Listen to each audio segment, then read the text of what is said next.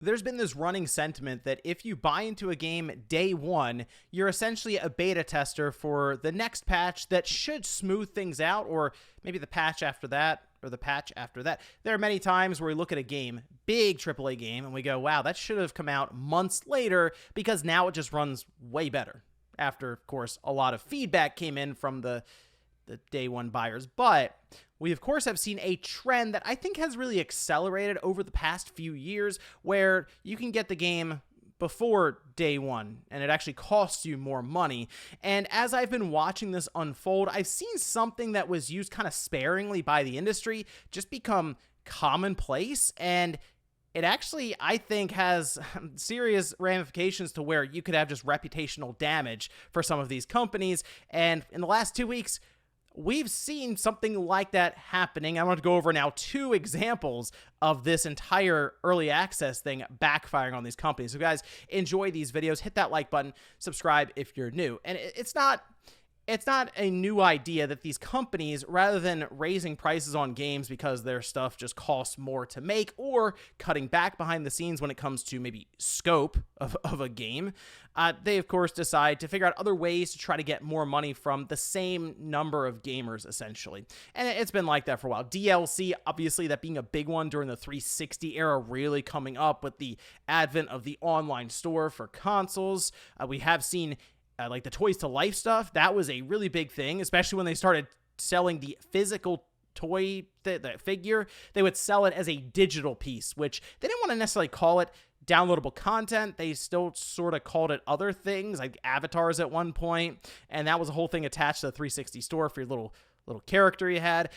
But we even had EA go to war with used games, where they had, if you remember in those older Madden titles, I'm trying to remember exactly which years we're doing it. I feel like this was 2010, 2011, somewhere in there, where they would have a code that came in the box with a brand new game. It was a one-time use thing, and it would grant you access to the online play. If you bought the game used later on, you would have to spend $10 on top of that used game to EA in order to then have access to online, which, if you remember back then, GameStop would sell a used copy for $55. Even with your used card, it would average out to then being a $60 purchase. You might as well buy the new game. They stopped doing that, by the way, and a lot of that, I think, came down to people just not really paying for that and would just play offline, and they saw their numbers dip. But also, we are making a bigger move to digital, where they don't really have to worry about used games at all. But I'm trying to remember how far back, and I'm thinking of like one of my first examples that I specifically remember someone coming in and paying more money for a game to get it a few days early. And I'm not talking about like secondhand market, where I feel like that's where a lot of the inspiration came from. These big companies would see people buying games that have broken street date and paying sometimes twice the amount of money you would spend at the register on day one. Maybe they figured, hey, we want a piece of that. We can sell the game a couple days early for $30 or $40 more.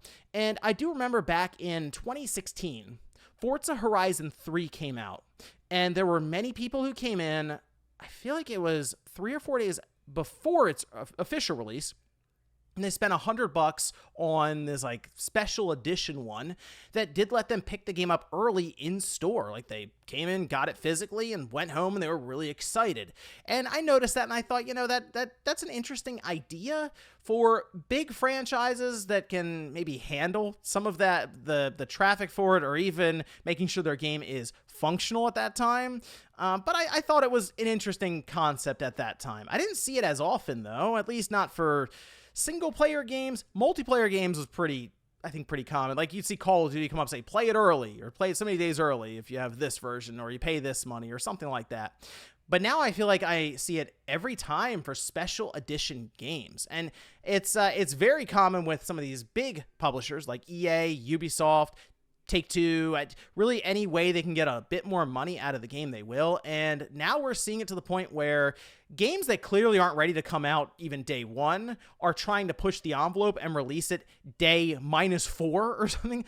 This really, I would say, annoyed me, but I know it annoyed other people who spent more time in the game before its release. So Star Wars Outlaws, as an example, that was I have it on the PS5. That's where I played about an hour or so ahead of its release, and I put the footage up of that. When the game came out, there was an update that got pushed that told you to delete your save file on the PS5. I had about an hour of time in it, and that hour was me trying to figure out the game as I started playing it. So I ended up just deleting it and then going back through it. It took me like 40 minutes to catch up to where I was since I already knew what I had done. But if you spent 10 hours on the game because you bought it early, and then you have to delete your save file because otherwise you may run into just a hard lock part of the game where you cannot progress and you'd have to restart anyway, you might just put the game down. That might be it. And you might go, you know what, that's it for that in Ubisoft titles. Like, there is the potential for reputational damage to be done to these companies for this short-term gain. And again, I know there's a lot of excitement for different intellectual properties for people. So if you're a big Star Wars fan, you might have looked at this and said, oh, I really want to get into that game early. Or maybe you have gone through Final Fantasy VII Remake and Final Fantasy VII Rebirth, and you're like, look, when that third one comes out, if they have a 3 or 4 day early access, I will pay the extra money so that I can avoid spoilers because I really want to see how this thing ends. I get that. The FOMO is there, and it's real for people, especially in multiplayer games where there is a competitive scene to it. And you want to try to figure things out before day one when everyone else jumps online, like with college football. That actually seemed to go over pretty well, and at least it appeared from the outside that if they had server issues, it wasn't as widespread as another example that just happened, and that's for Test Drive. Now, Test Drive Unlimited Solar Crown technically comes out this week on the 12th. But if you bought in for some extra money for the $90 Gold Edition, you could start playing on September 5th. So Test Drive is interesting because I guess it's kind of like an MMO. You drive around in a big open world with a bunch of other people. It's a fun concept, but it is also a game that seems like it's going to need more and more updates as they go to kind of build it out further. So, of course, they want to try to get people in early, get more money out of them. In this case, I think it was like $30 more. So 60 to 90. I don't think it was a $70 game. And in that instance, it's great for the short term because you get a nice injection of money, but then you do have people who are just hanging out talking about how poor the game's launch has been for spending more money, and that is something that would then obviously spread online, and well, it would pretty much turn you into the company that decided to just take more money from people and then provide them a broken experience. It just makes me think of a lot of different monetization practices that are introduced to the gaming industry, and then they're just completely beaten into the ground to where it becomes very transparent to gamers that, yes, the corporate facade where they're trying to cover it up and be like, oh no, we're a gaming company. We're not a corporation. Like, there is kind of that illusion that they try to put up at times. It becomes more and more obvious that it is indeed a corporation that is like, okay, we need to extract as much money as possible. And when you see this just spammed over and over and over again, it's kind of like when we would get microtransactions spammed heavily in single player games, which you still see it, but it's definitely not as bad, I feel like, as it was just a couple of years ago, to where you had just experience boosters seemingly in a bunch of open world games and other cosmetic things. You're like, why is that there? And now we have marketing slogans where it's like, oh no, it all comes with the game. You don't have to buy all this extra stuff. Nothing that is affecting gameplay. Remember the Battlefront situation? That definitely set the industry on its head. But in this case, I do wonder if we get to a point where it's just not worth it for these companies to attempt to push out these early access promotions, because it does seem like it is to the point where we just look at it and go, well, obviously it's not going to work.